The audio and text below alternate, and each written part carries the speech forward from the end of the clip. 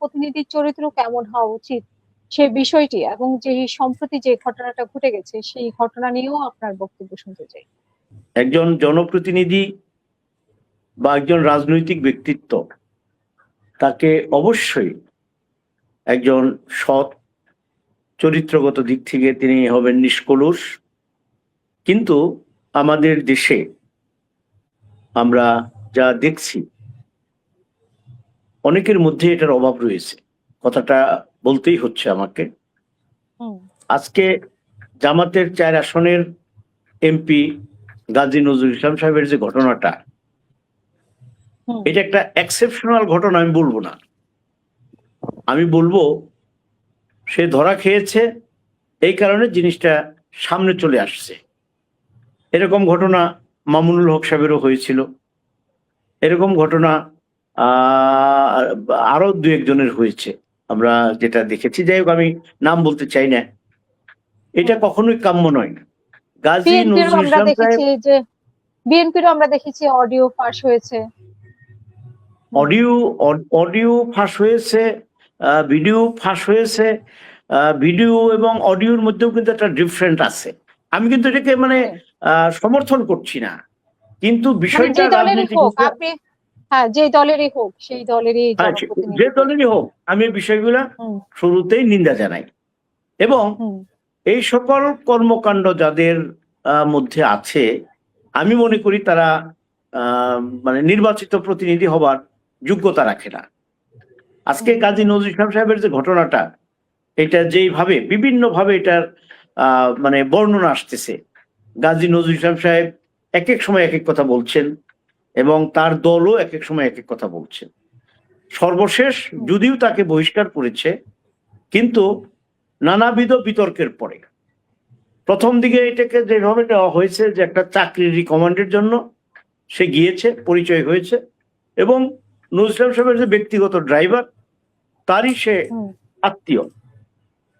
এখন এই আত্মীয়তার সুযোগে হোক বা একটা কাজ করে দিবে এই সুযোগ নিয়েই হোক, যে কাজটা করেছে এটা অত্যন্ত নিন্দনীয়।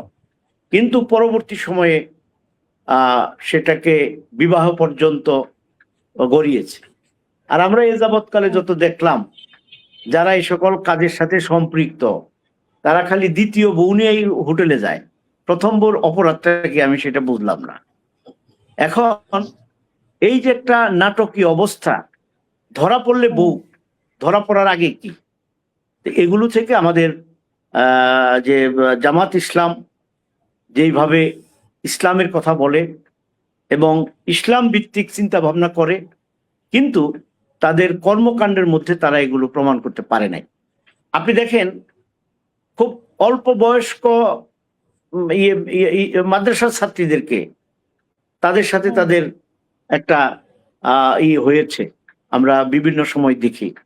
তারপরে বলাৎকারের ঘটনাও ঘটেছে, এগুলো বেশি মাদ্রাসার দিকে। মানে আমি বুঝাইতে চাইতেছি যে ইসলামিক মাইন্ডেড যারা, তারা এই ধরনের কাজ জেনে শুনে আগুনে হাত দেওয়া, এটা তারা কেন দেয়?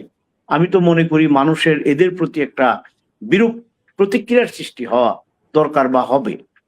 জামাত ইসলামের যে ঘটনাটা, এটা কিন্তু নতুন কোনো ঘটনা নয়। আপনি পরকীয়া সম্পর্কে আব্দুল্লাহ তাহির সাহেব যে বক্তব্য দিয়েছিলেন, তাকে যখন সাংবাদিকরা প্রশ্ন করলো, তিনি কিন্তু বলেই ফেললেন দর্শনের চেয়ে পরকীয়া ভালো। তো আবার এখন তারা যেভাবে, কালকে বোধহয় দেখলাম জামাতের সেক্রেটারি জেনারেল গোলাম পরোয়ার সাহেব, তিনি এটাকে ডাকবার জন্যে একজনে অডিওতে বলেছিল যে ইয়াং মেয়ে লাগবে, সেটাকে সামনে এনেছে। আমার কথা, আমরা কোনোটাই সমর্থন করি না। ইয়াং মেয়ে লাগবে বা বিএনপি যদি ইয়াং মেয়ে লাগে সেটাও তো মানে আর জামাত যদি ইয়াং মেয়ে নিয়ে হোটেলে যায় সেটাও তো অপরাধ। দুইটাই তো অপরাধ, দুইটাই অপরাধ। এখন একজন ধরা খাইছে আর একজন ধরা খায় নাই। ধরা খাইছে দেখে সেটা বহুল প্রচার হয়েছে। কিন্তু আপনি দেখবেন আরেকটা কথা, সরি টু সে, আপনি জামাতের আমির মহোদয়কেও দেখবেন, উনিও কিন্তু এরকম বাচ্চাদেরকে ধরে চুমে দেয় আদরের ছলে। তো এইগুলো কিন্তু আমাদের পরিহার করা দরকার। মানুষ কিন্তু এখন আগের সেই দিন নাই, অনলাইনে যে কোনো কিছু আপনার এই ইয়ের যুগে অত্যন্ত সতর্কতার সাথে তাদের চলা উচিত। এমপি সাহেব যে ঘটনাটা করেছে, তিনি ভিডিওটাকে প্রথমে এআই বলেছেন, তারপরে আবার দেখা গেছে, আমি ভিডিওটা দেখেছি, সেখানে উনি আবার ক্ষমা চাইতেছেন, ভুল হয়েছে। আবার ওই মেয়েটাকে দেখলাম, সে মানে মনে হচ্ছিল যে শি ওয়াজ প্রিপেয়ার্ড এবং সে সেইভাবেই অ্যান্সার গুলা দিচ্ছে। তা আমরা যেটা মনে করি যে আজকের যিনি নির্বাচিত প্রতিনিধি হবেন বা একজন জাতীয় সংসদ, দেশের সর্বোচ্চ নির্বাচিত প্রতিনিধি, এবং এখান থেকে আইন প্রণয়ন করা, এইখান থেকে দেশ পরিচালিত হয়, তাদের নৈতিক স্খলনজনিত যে বিষয়গুলো, এগুলো আমি মনে করি যেটা যে কোনো দলেরই হোক, এদের বিষয়ে ড্রাস্টিক অ্যাকশন নেওয়া উচিত, যাতে এটা দৃষ্টান্ত হয়ে থাকে এবং অন্যেরা এটাকে অন্তত ভয় পায়। আজকে দেখেন, জামাত তাকে বহিষ্কার করেছে, ঠিক আছে, আর আমাদের আইন অনুযায়ী বহিষ্কার করলেই কিন্তু সে তার এমপি কি যাবে না, এটার জন্য আবার নির্বাচন কমিশনে চিঠি দিতে হবে। এখন তারা কি করবে? বহিষ্কার পর্যন্ত সীমাবদ্ধ, বহিষ্কার করতেও কিন্তু গড়িমসি করেছে। এটি কি আইওয়াস, নাকি আমরা আরেকটু সময় নিয়ে এটি দেখতে চাই?